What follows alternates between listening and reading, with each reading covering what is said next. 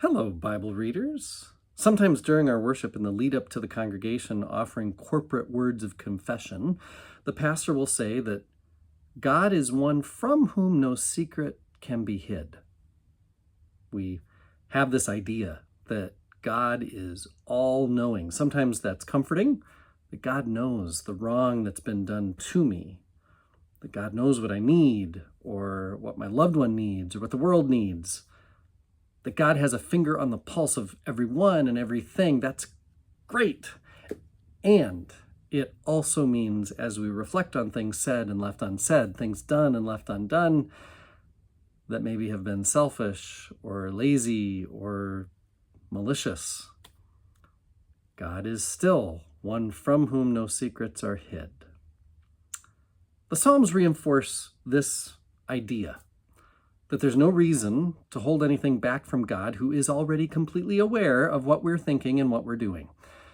The Psalms, as prayers, show us that our relationship with God can include the good, the bad, and the ugly. We don't have to put on airs or craft our words or thoughts in the most palatable ways. In Psalm 58, we saw the psalmist ask that God's vengeance be brought by God on God's enemies, and that the righteous will bathe their feet in the blood of the wicked, which is gross and awful and inappropriate and honest.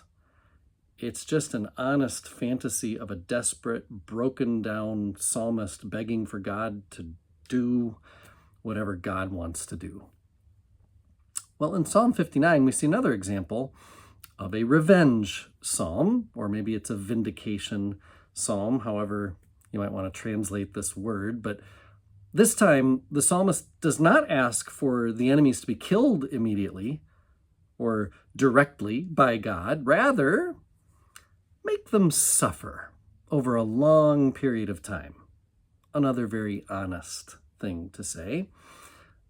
I mean, Psalm 59 might be even more awful than the one before it, to not only call for their enemies' deaths, but for their ongoing suffering, that their victims can watch and not forget how great God is in the watching.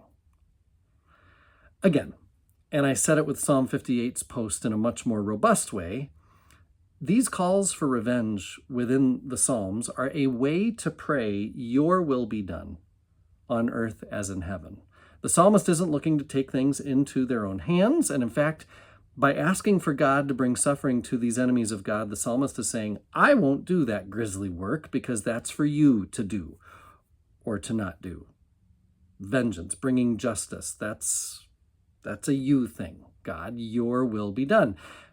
And God's will is done when all hate, all violence, all brokenness, all injustice is forgiven, and that forgiveness happens on the cross, as Jesus bears the wrath of God, as Jesus dies for all and says, forgive them, for they know not what they do. Praying Psalm 59 is a good prayer to pray because it brings us again to the cross, where we remember God has done the thing. God has made all that is broken into something new. And we, instead of getting tied up in looking for God to do something, we in 2024 and beyond get to celebrate that God did do something through Jesus on the cross, and that now we get to live into a world where justice and righteousness, well, they may not be fully known, but you and I can live into it already, living in and sharing and spreading God's forgiveness and mercy in and through our own lives. I am one with my God. My God is with us, all of us, at all times and in all places.